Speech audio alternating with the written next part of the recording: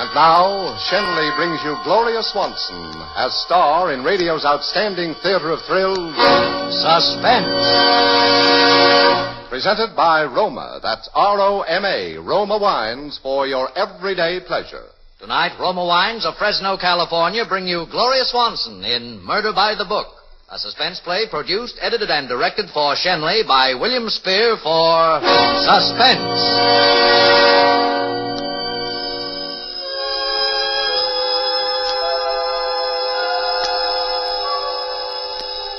I must have been asleep. At first I thought it was one of those dreams, and then I realized the phone was really ringing. I seemed to remember. It had rung before and I hadn't answered it. But maybe it had been only this once, ringing a long time, because just as I got there, it stopped. Hello? Hello? I suppose I had had one of my spells. I never could remember very well just after them, but I know I'd been working or trying to. It was my latest, and I thought it would be my best. It was about a woman who killed her husband. But I'd had all kinds of trouble with the end. Everything was all right up until the explanation, how she did it. I knew, of course, but somehow I just couldn't write it. It wouldn't gel. It had been going on like that for weeks. Then today, I must have had another spell. I've been having them ever since the accident, ever since Ned was drowned. They'd begin with a headache. It would get worse and worse, and I'd lie down. And when I'd wake up, I wouldn't remember for a while. Sometimes when I woke up, I wouldn't even be in the same place. Instead of lying on the couch or on my bed, I'd be sitting up in a chair or at my typewriter. Once I even found myself sitting in the car out in the garage. It was a strain of everything, of course. That's why I'd started going to Dr. Winter. And now it seemed as though my poor nerves were fated for one shock after another. Because now Dr. Winter was dead. You see, he'd been murdered.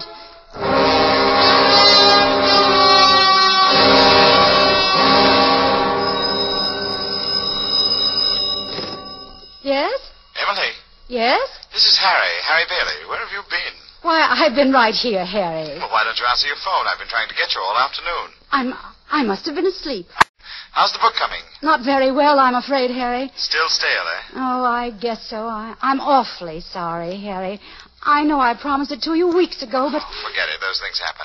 Listen, Emily, I've got a great little proposition for you. It'll make you some money, it'll get your mind off the book for a while, and it'll be worth $1 million worth of publicity for us.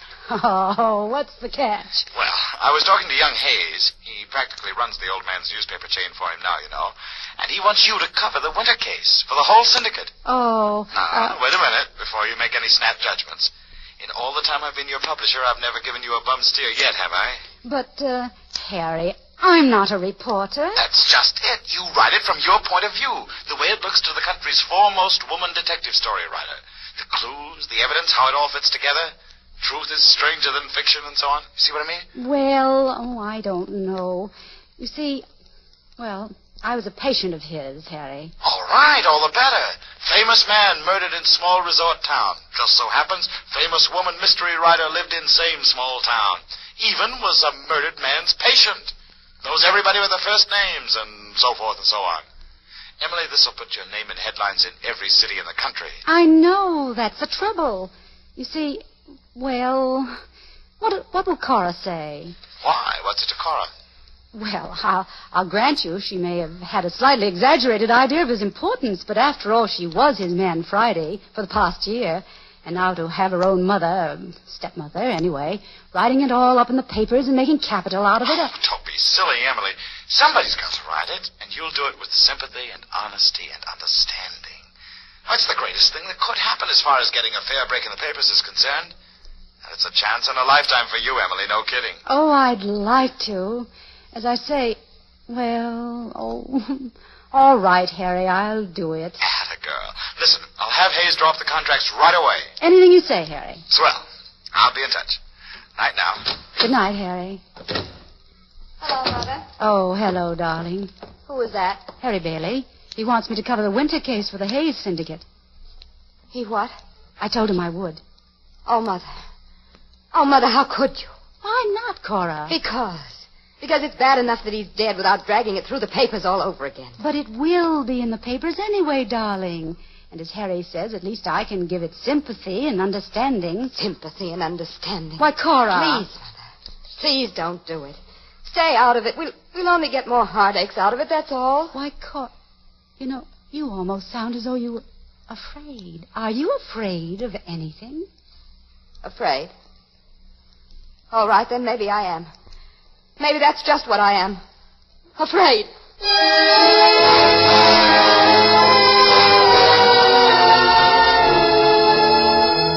I had never really understood Cora. She was Ned's child, not mine. I was only her stepmother. Not that we weren't the best of friends, but she'd always been a little strange, more like her mother, I imagine. And then the shock of losing Ned and this on top of it. There were times when she seemed almost in a daze. Well, it's hard to blame her. The next day, Harry phoned to say the contracts were all in order, and I was to report to a Lieutenant Hahn of the Homicide Bureau, who would permit me to interview the girl they were holding for the murder, and in general act as my guide, philosopher, and friend. But upon appearing at his office, I found the gentleman with his hat on his head and his feet on his desk, who didn't bother to remove either, and merely stared at me. Something? I'm Emily Carlyle. I was told to report to you. You're Lieutenant Hahn? Uh-huh. I was told that you would sort of show me the ropes. Uh-huh. I deduce from your attitude that you're not particularly pleased by the prospect. I cannot tell a lie. You deduce right. Well, isn't this nice? We're not going to get along. Oh, I wouldn't say that, Miss Carlyle, or is it Mrs.? Miss. My married name is Wales. I was married to Ned Wales, you know. Uh-huh. Suppose we clear the air, little Lieutenant. I take it the barrier between us is the old one of professional versus amateur, dealer in fact versus dealer in fiction, and you disapprove of fiction? Oh, I got nothing against detective stories or detective story writers. I even read them myself once in a while. For laughs. Well, that's encouraging. What? To find that you can not only read, but laugh. Okay.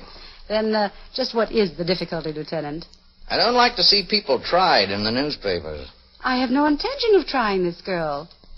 What's her name? Claire Ogilvy. I have no intention of trying her.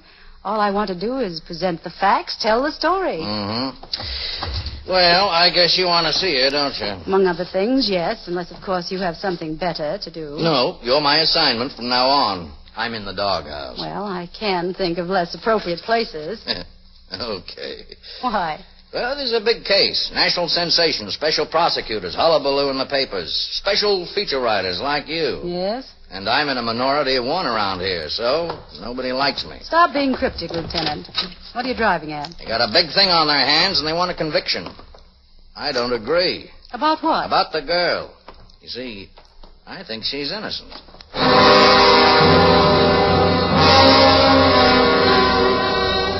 That was interesting. The girl was even more interesting. She was about 25, a pretty girl, and she was lying on her bunk in the cell, staring up at the one dim light in the ceiling. She didn't even look around when we came in. This is Miss Emily Carlyle, the writer, Claire. She wants to talk to you. I'll be back after a while, Miss Carlyle. Go away. Leave me alone. I can't, Claire. I have a job to do. That makes you different, I suppose. No, but I still have a job to do. That's what they all say. They've got a job to do. On me. Who's trying to do a job on you, Claire? Oh, a lot of smart people who make their living at it, like you. You mean that they're trying to say that you killed him and you didn't?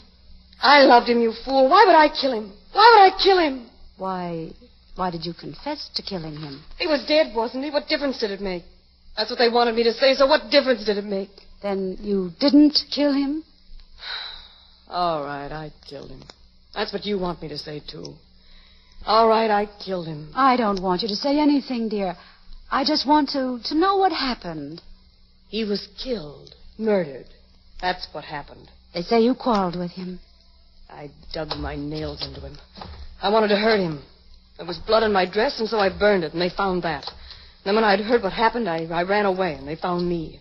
Oh, they've got everything fixed just fine. They had a job to do, that's all, and they did it. And the sooner they get it over with, the better. And then everybody will be happy. Maybe even me. Oh, why did you quarrel with him? Have you ever been in love with some man, and then one fine day you found out you were just the last of a long list of other women? Have you? Have you? Yes. As a matter of fact, I have. Oh, well, then you know why I quarreled with him. Yes. All right, then, and I'll tell you something else, too. I didn't kill him, but now I wish I had. You hear me? I wish I had.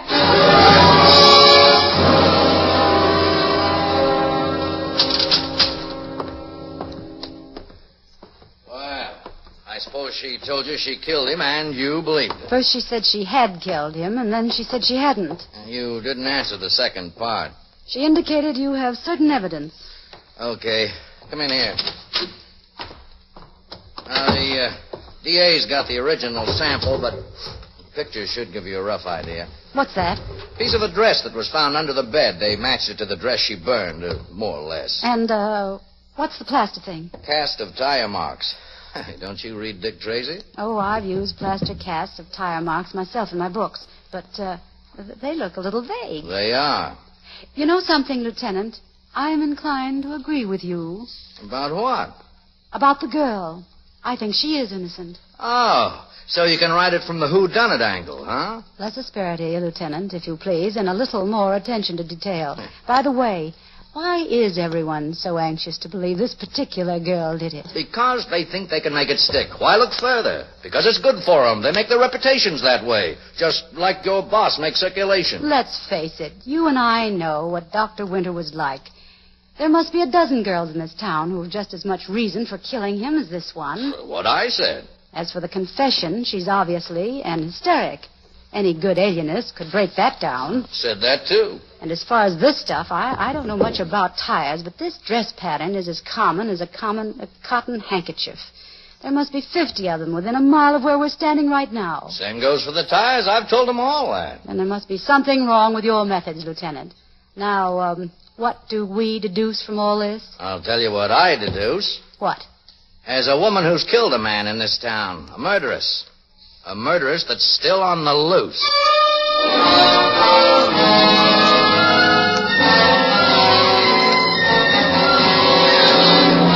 For Suspense, Roma Wines are bringing you Gloria Swanson in Murder by the Book. Roma Wines' presentation tonight in radio's outstanding theater of thrills, Suspense.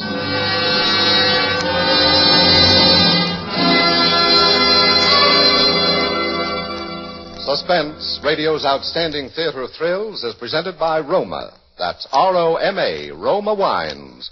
Those better-tasting wines from the world's largest reserves of fine wines. Vacation time is in full swing, and that means more time for baseball, tennis, golf, fishing, gardening. Whatever form of recreation you choose, here's a delightful way to cool off and refresh yourself. Just serve a tall, cool Roma wine and soda. Half-filled glasses with robust Roma California Burgundy, delicate Roma Sauterne, or any Roma wine. Fill up with ice and soda, sweeten to taste, then sip and be surprised. You'll agree with everybody that refreshingly delicious Roma wine and soda really is a treat that beats the heat. Treat your family to Roma wine and soda tomorrow. Serve Roma wine and soda whenever guests drop in, and all summer long. And for better taste, be sure you use America's favorite wine, Roma wine. R-O-M-A, Roma wine. And now, Roma Wines bring back to our New York soundstage Gloria Swanson as Emily Carlyle in Murder by the Book, a tale well calculated to keep you in suspense.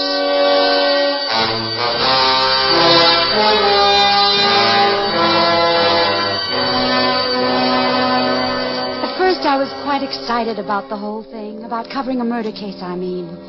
It was good for me. It took my mind off myself, the book I should have been finishing and couldn't. And poor Ned being drowned last summer. That had been more of a strain than even I realized. I knew that now. Not that I wasn't terribly fond of Ned, but we hadn't been as close as we once were. But it had been a shock. That's why I've been going to Dr. Winter myself.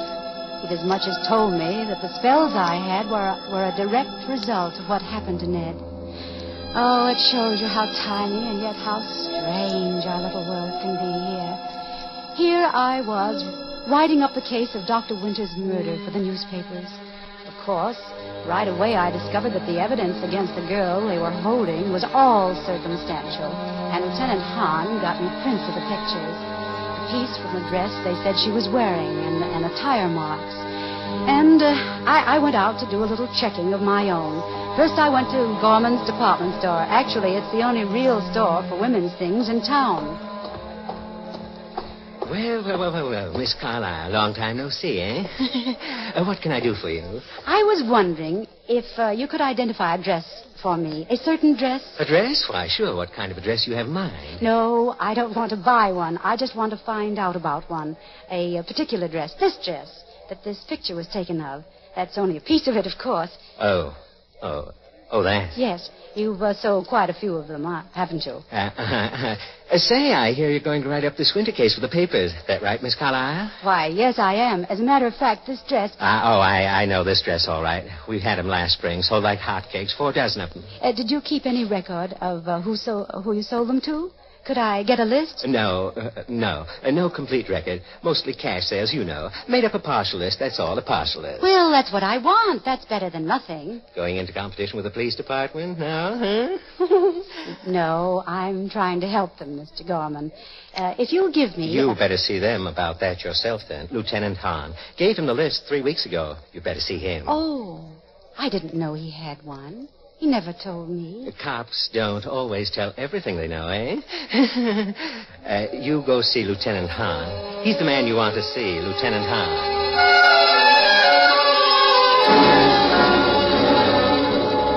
I felt a little silly. Why hadn't he told me? But then, of course, I had never asked him. My next stop was Morton's big service station on the corner of North and Main. They did practically all the tire business in town.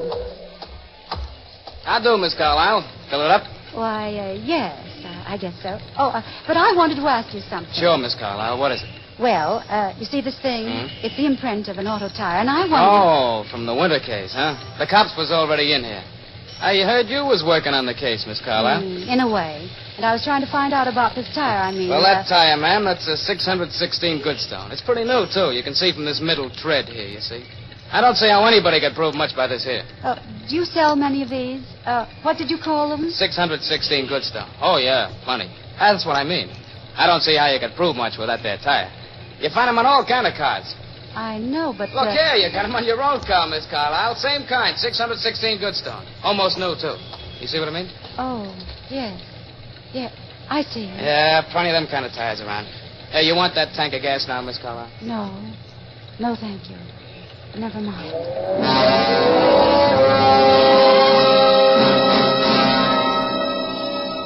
It's funny how you never notice things like tires if you're a woman anyway. Ned had always handled things like that, and then afterwards Cora had done it. Cora.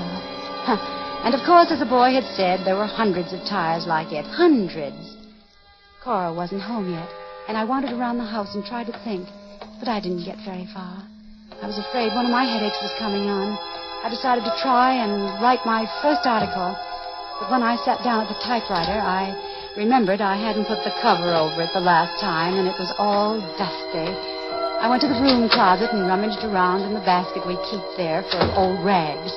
I just started to dust off the typewriter when I noticed it. The rag I held in my hand. It wasn't just an ordinary rag. It was a piece of a dress. And it wasn't just an ordinary dress. It had a cute little red and white print pattern. The kind of a dress the police said was worn by the woman who had murdered Dr. Winter.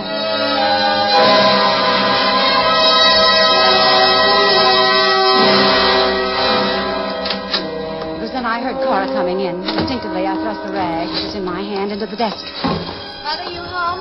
Oh, hello, darling. Been shopping? Just a few odds and ends. What have you been doing? Oh, a little of this, a little of that. Cora, what about the car? Won't we be needing new tires pretty soon? Well, no, I had new ones put on all around only a little while ago. You remember? I'd forgotten. When was that?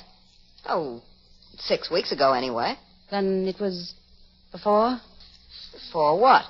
The murder. Will you stop it? Do you have to go through with this thing, Mother? I think it's better for me to write it than some stranger, don't you?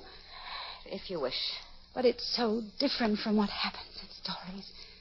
For instance, I can't even remember what we were doing the night it happened. Can you? We were home. Are you sure? Don't you remember? Isn't it silly? You had one of your headaches. I was in my room. You were in yours. Then I was asleep all evening. I suppose you were. But you don't know. You weren't with me. What a pity. I'll start supper. Oh, Cora. Yes? Whatever happened to that old print dress? It was yours, I think. What print dress? You know, with a red and white flowered print. You did have one like that, didn't you? I haven't seen it for quite a while. But it couldn't have just disappeared. The last time I saw it, you had it, and then I don't know what happened to it. I had it? Don't you remember? No. Would this be it, Cora? Oh. So this has all been a cross-examination, has it? There were certain things I had to know, Cora. Well, I won't stand for it, do you hear? You can do anything you like about yourself, but I won't let you drag me into it. I won't. You were in love with him, too, weren't you, Cora? Yes. Yes, now are you satisfied? Yes, I was in love with him. I was in love with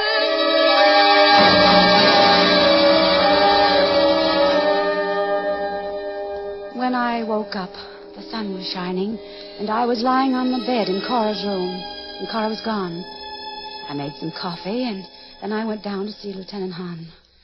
What's the matter, Miss Carlyle? You look sort of played out. I had rather a restless night. I've been thinking about this thing, Lieutenant. I've been thinking about it a lot. Been doing a little checking up, I hear. Yes, Lieutenant. Why didn't you tell me you had that list about the dresses?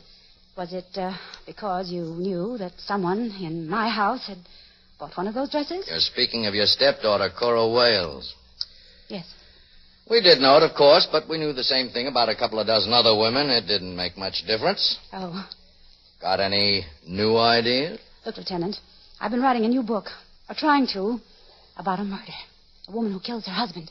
I didn't know how to finish it. But now, look, it's all sort of mixed up in my mind, but you know the old theory about a murderer will always return to the scene of the crime? I don't get it. I know. Put it this way.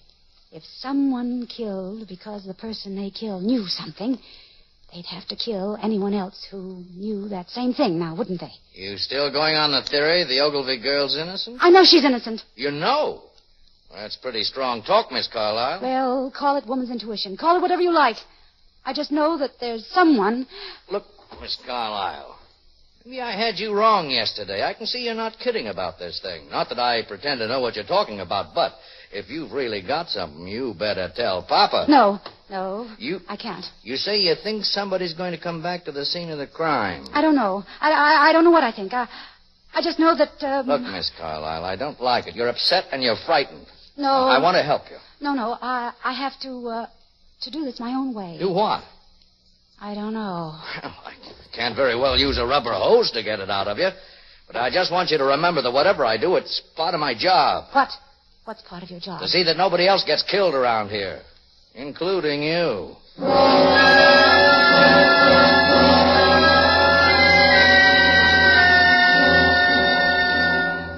I could feel the headache coming on as I left his office. I almost ran to my car. All I could think of was that I had to get home before it happened. But it was coming over me awfully fast, faster than it ever had before. The house was empty. I threw myself on the couch and pressed my hands over my eyes. The pain was horrible. And then suddenly I had the feeling that I wasn't alone. That someone was standing there, standing over me. Someone I couldn't see. Someone who was crushing my brain, squeezing my temples in a kind of terrible, invisible vice. Someone who was trying to kill me.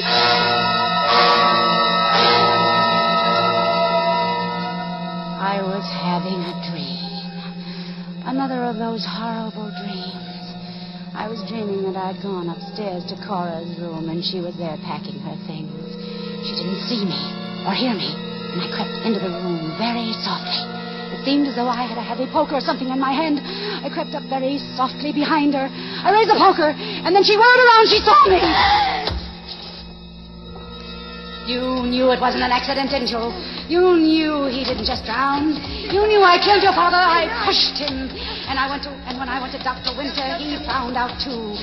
Something buried in my subconscious, he said. And he made me tell him. He told you all that, didn't he? So now I'm going to have to kill you, too, Cora. I'm going to have to kill you!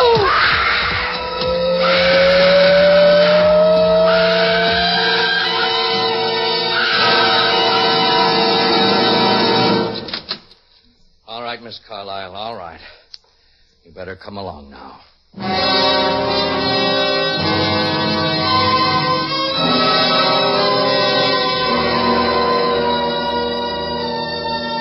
I hear the doctors keep talking about schizophrenia.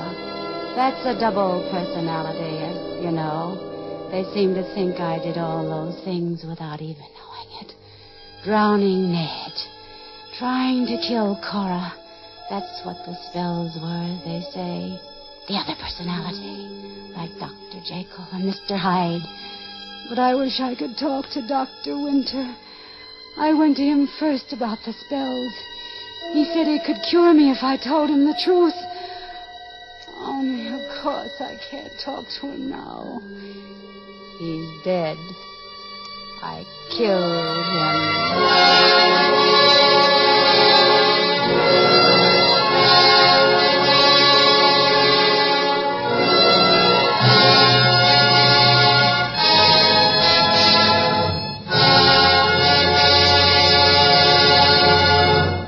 In just a moment, we will hear from Gloria Swanson, tonight's star of Suspense.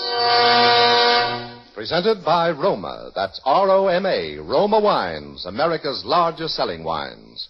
Yes, more Americans enjoy Roma than any other wines. That's because Roma wines taste better. Taste better because Roma selects and presses only the choicest California grapes. Then these natural juices are guided unhurriedly by Roma master vintners and winemaking resources unmatched in America to full taste richness. These Roma wines are placed with mellow Roma wines of years before. And from these, the world's greatest wine reserves, Roma later selects for your pleasure. Treat your family and guests to the better taste of Roma California wines. For everyday use or for friendly entertaining, serve amber Roma sherry, ruby Roma port, or golden Roma muscatel. Roma adds so much to your pleasure, and yet now costs so little, that you'll want to keep a supply of better-tasting Roma wines on hand. Remember to ask for Roma Wines, America's largest selling wines. This is Gloria Swanson. It was a great pleasure to appear on tonight's broadcast of Suspense. Next week, Suspense will originate from Hollywood, when Roma Wines will bring you Vincent Price. Good night. Tonight's suspense play was written by Robert L. Richards. Next Thursday, same time, you will hear Mr. Vincent Price as star of Suspense, produced for Shenley by William Spear. This is CBS, the Columbia Broadcasting System.